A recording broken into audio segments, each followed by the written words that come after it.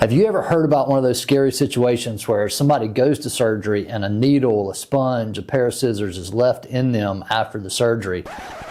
I'm Joel, this is Mark. Welcome back to the Williams, Elleby, Howard, and Easter YouTube channel. That's what we're going to talk about today is retained foreign objects, and we're talking about those things that are not supposed to be left in the body.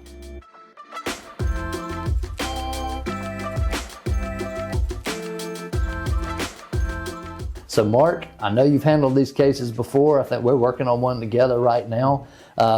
What's the big deal with having an object left in your body? Well, in any type of surgery, things are going to go in the body, and it might be a sponge, it might be an instrument, it might be something that's intentionally put in there.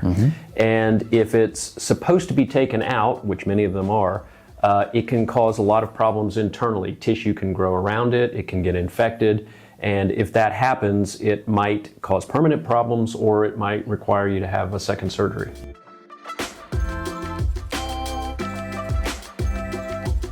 And just to put this out there, this is not something that happens on a day-to-day basis. It's not the most common type of medical malpractice case we see, but it does happen. And if you, Mark, when you're the lawyer and somebody calls you and they say, hey, the surgeon, Johnny, left this object in my body, what's the first thing that comes to your mind?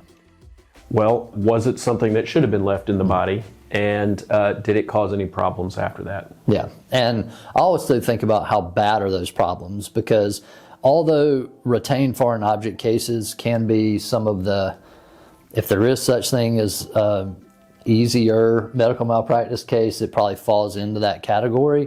There still can be difficult and expensive, but I want to think about, like, what's the harm done, right? Exactly. Like, how badly is this person hurt? Is it worth the expense that we're going to have to put into the case? Exactly, and that is one of the first things you think about, because typically in a medical malpractice case you have to hire experts to look at the case, tell you whether there was negligence, and cases can be just very, very expensive and very, very difficult to prove. Now, a retained foreign object case is a little bit different because it should almost never happen. And so they are a little less hard to prove and a little less expensive to push. And so what I would say is that we might take a retained foreign object case that might not meet the threshold of taking some other kind of medical malpractice case, but you still have to have a serious harm. Yeah.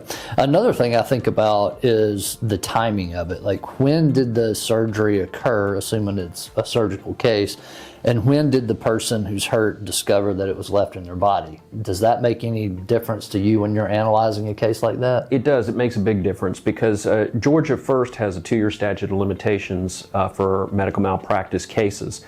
But there's an exception carved out for objects left in the body, because a patient might not be aware that they have something.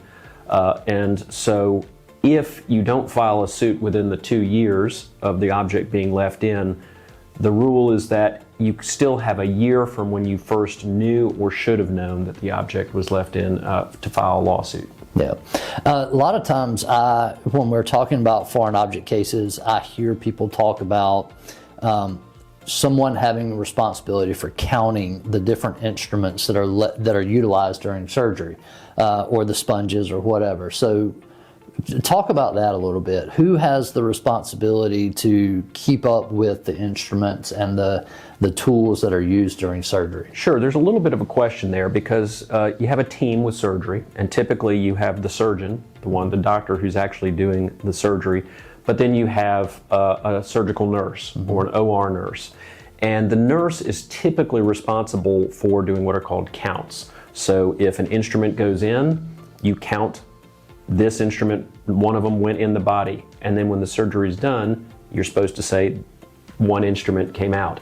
The same is true for sponges. If 5 sponges go in, you're supposed to count 5 when they come out. And that's typically the nurse's job, although sometimes there's a little bit of crossover with the surgeon's responsibilities. All right, so to try to wrap this one up, Mark, if somebody is thinking about getting in touch with a lawyer after they discovered that a foreign object was left in their body, what would you say are the 3 most important things they need to know and relay to the lawyer when they call? Sure. One of the first things to know is the type of surgery and what the object was that was left in the body, because like you said, if it was supposed to be left in the body like a screw, then that's not a retained foreign object case. The second thing would be, when did it happen and when did they find out about it? Because that's when the clock starts running to determine how long you have to file a lawsuit. And then the last thing, which is true with any medical malpractice case, is how seriously has this affected my life? I may have had a foreign object left in my body, but it may not be causing me a lot of problems. On the other hand, if it's really disrupting your life, then you need to let the lawyer know that. Well, thanks for joining us for this video. We hope it's been helpful to you. If so, give us a thumbs up, hit that subscribe button. Otherwise, we will see you next week.